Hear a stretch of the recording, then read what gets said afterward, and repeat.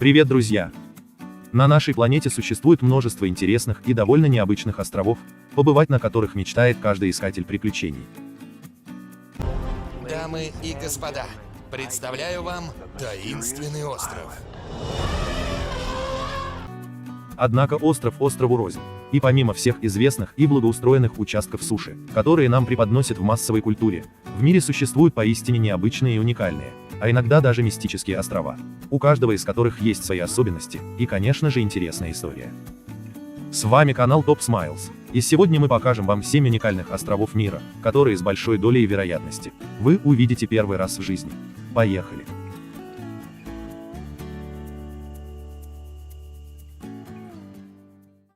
Остров Поросят. Одним из самых удивительных мест на Багамских островах является необитаемый остров Big Major Cay, населенный одними лишь свиньями, которые живут здесь свободно, без загородок и вольеров. Выглядят они как самые обычные домашние, однако при этом неплохо плавают, причем как взрослые особи, так и маленькие поросята. Вообще-то свиньи равнодушны к плаванию, но жители этого острова очень любят водные процедуры, и вовсе не от любви к чистоте. Это развивалось у поросят на протяжении нескольких поколений, ведь они стали понимать, что звук моторных лодок предвещает появление людей, а значит, они привезут разные поросячьи вкусности.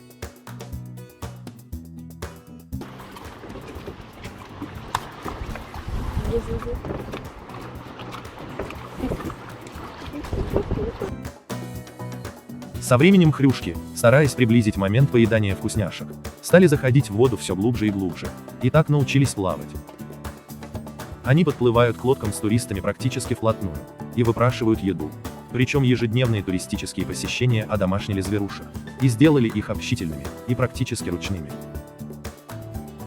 Достоверно никто не может сказать, как эти совершенно нетипичные для фауны Багам животные оказались на необитаемом острове. Существует несколько версий, и согласно первой, свиньи оказались единственными, кто спасся с потерпевшего кораблекрушения судна, плывущего через Атлантику. Они вплавь добрались до ближайшего клочка суши, где и осели, а впоследствии и размножились. По другой же версии, свиней на Багамы завезли пираты в качестве живого запаса продовольствия. Ведь морские разбойники действительно квартировали на этих островах до 1718 года, пока британское правительство не изгнало их оттуда. В результате, животные остались на Пик-Айленде, и, адаптировавшись к здешним условиям, стали жить припеваючи.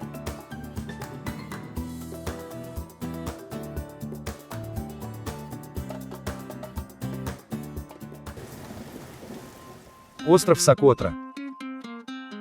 В Йемене путешественникам, которые хотят полюбоваться неземными пейзажами, стоит посетить архипелаг Сокотра, состоящий из 4 островов, находящихся недалеко друг от друга. Он является одним из самых труднодоступных архипелагов на планете, главной ценностью которого считаются уникальные растения, треть из которых являются эндемиками, которые нельзя увидеть больше нигде на планете. При первом посещении этого места у человека может создаться ощущение, что он оказался на другой планете, настолько невероятными являются некоторые ландшафты и растения. По версии ученых, эти острова отделились от материковой части Африки более 6 миллионов лет назад и долгое время пребывали в биологической изоляции. Наряду с жарким климатом, это и привело к формированию на островах совершенно особенной экосистемы. Сегодня туристы могут увидеть деревья самых невероятных форм, уникальные цветы и долины, которые напоминают зарисовки к фантастическим рассказам. Одно из самых невероятных эндемических растений, которое можно увидеть на архипелаге, это драцена киноварно-красная. Это уникальное дерево, которое по форме напоминает огромный гриб, может достигать 10 метров в высоту и остается бессменным символом островов. В месте надреза оно выделяет красный сок, который местные жители называют драконовой кровью и используют в народной медицине.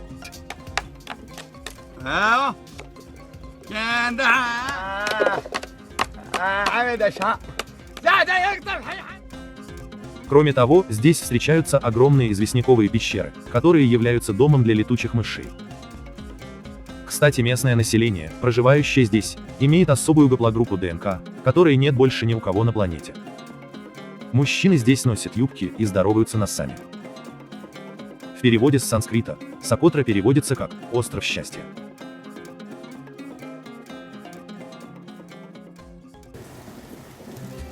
Плавучие тростниковые острова Урос. Это более 40 рукотворных искусственных островов на озере Титикака в Чили, созданные индейцами из племени Урос из высушенного тростника, растущего на озере. Он также служит основным строительным материалом при сооружении домов и хозпостроек, а также употребляется в пищу. Их возведение началось еще в доисторическую эпоху, со времен войны с инками. И именно враждебные инки вытеснили этих ребят с суши. Со временем же, урос не только приспособились к непростым условиям жизни, но и наладили вполне успешное и комфортное существование, которое теперь не поменяют ни на что на свете. Этот удивительный народ передает свои легенды и традиции из уст в уста, бережно хранит и следует им. Как и много сотен лет назад, главными промыслами для аборигенов остаются охота и рыболовство. Удивительно, но в таких непростых условиях они занимаются даже некоторыми видами земледелия.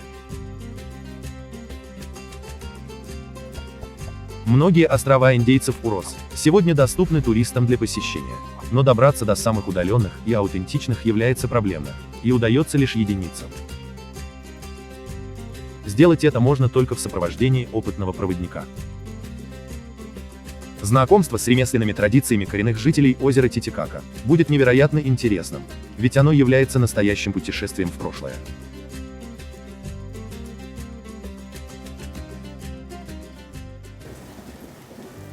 Остров Мигинго. Это остров, который находится в водах африканского озера Виктория, на территории 3 государств – Танзании, Кении и Уганды. И несмотря на свои крошечные размеры, которые не превышают и половину футбольного поля, Мигинго является домом примерно 700 человек, которые теснятся в лачугах, сделанных из гофрированных листов и дерева. При этом, остров гордо может похвастаться 5 барами и рыбным рестораном, аптекой и несколькими гостиницами, салоном красоты, а также многочисленными борделями. Все как на большой земле.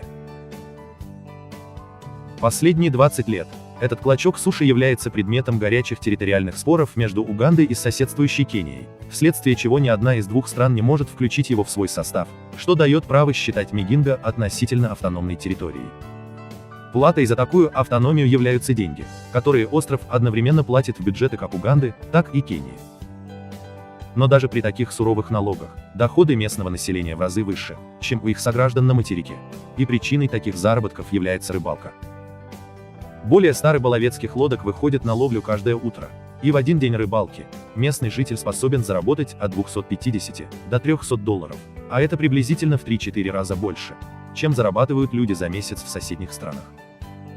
И интересно то, что на озере Виктория, всего в 200 метрах от Мигинго, расположен одинокий остров Усинга, который по сравнению с Мигинго по величине в разы больше, но, как ни странно, до сих пор остается необитаемым. Африканцы верят, что на нем живет злой дух по имени Тух, а также туда, якобы, перебрался изгнанный из Мигинго злой дух Калиле.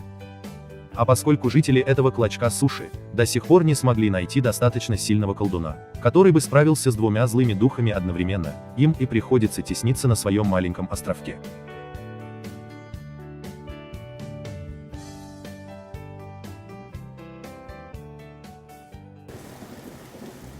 Архипелаг Тристан да Кунья.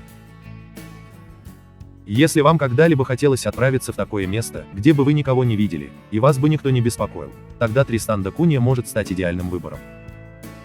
Этот замечательный остров является самым удаленным поселением от материков, да и вообще, от всех населенных мест на нашей планете. Здесь нет аэропорта, так что просто добраться сюда у вас не получится, и при желании займет около 3 недель по морю.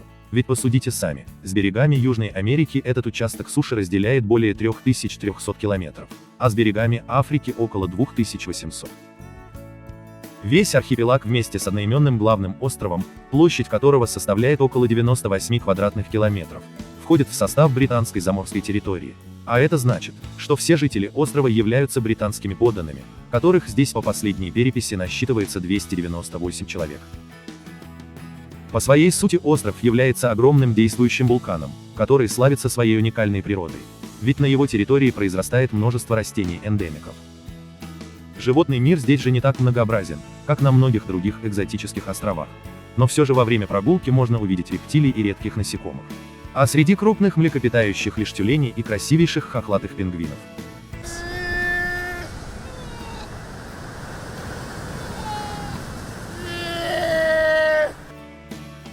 Сегодняшние жители острова, по сути, почти все так или иначе являются родственниками, с ограниченным количеством фамилий, и все друг друга знают. Здесь не запирают двери, и даже не пользуются замками, разве что на больших складах и магазинах. Постоянное сообщение острова с материками отсутствует, причем на протяжении всего времени существования поселения. Люди же занимаются земледелием и скотоводством, ловлей и переработкой лобстеров. Есть также несколько метеорологических и исследовательских станций. На острове нет мобильной связи, интернет же есть только в единственном поселении интернет-кафе. Но из-за дороговизны, жители пользуются этим видом связи только для каких-то экстренных сообщений.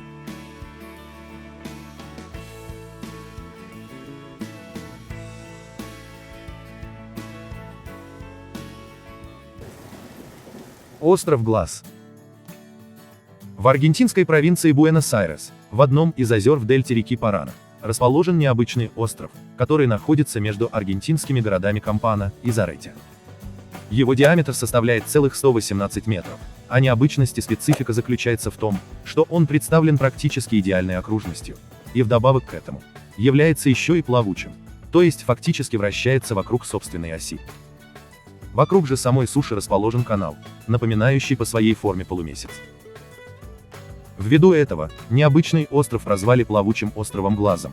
Впервые он был найден на картах Google Maps, и изначально его принимали за некий артефакт, который появился на картах из-за неправильного сканирования местности.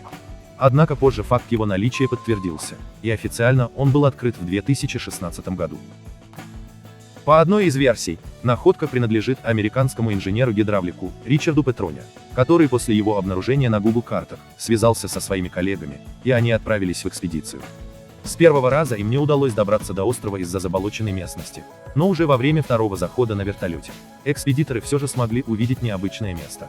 И как впоследствии выяснилось, данная находка появилась относительно недавно, поскольку в 2003 году остров уже существовал, что очень четко подтвердили те же Google карты.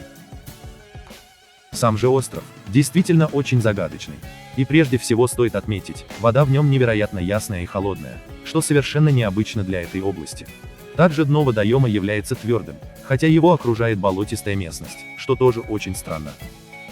Примечательно то, что местные жители уже давно знали о плавучем вращающемся острове, однако не рисковали к нему приближаться, так как, по их поверьям, в нем живет некое древнее божество. Впоследствии к находке присоединились и уфологи, которые утверждают, что вращение острова в озере обусловлено тем, что он является крышкой люка космического корабля, или входом в секретную космическую базу инопланетян.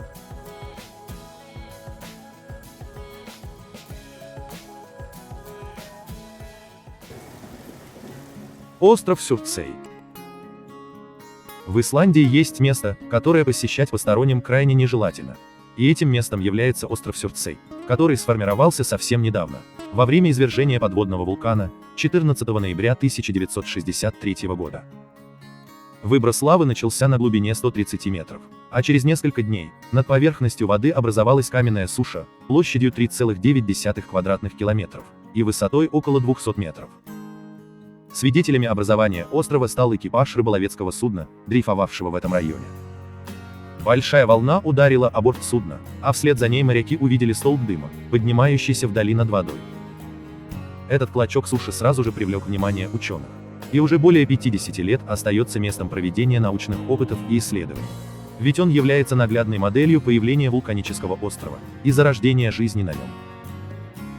Первые бактерии заселили его уже спустя несколько часов после появления. Представители же растительного мира, в виде мхов или лишайников, появились на острове через 2 года, но уже в 80-х годах здесь насчитывалось около 20 видов растительности.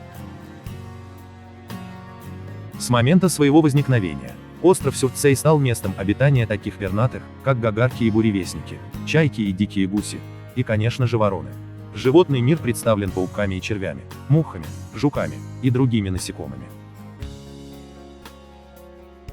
Ученые, наблюдавшие за островом, не ожидали такого стремительного развития жизни на нем. Ведь по законам науки, для появления флоры и фауны на новообразованном острове, требуется несколько столетий, а то и тысячелетия. Доступ туда для посторонних лиц воспрещен, хотя и не является прямой угрозой жизни и здоровью. Но причина в том, что случайные посетители могут поставить под угрозу чистоту проведения одного из важнейших в истории человечества экспериментов.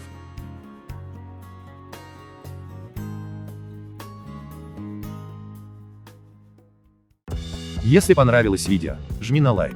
Ну, а если вы еще не подписаны на Top Smiles, то рекомендую подписаться. А еще лучше жмите на колокольчик, чтобы всегда первыми быть в курсе новинок. Спасибо всем, кто досмотрел до конца. До встречи.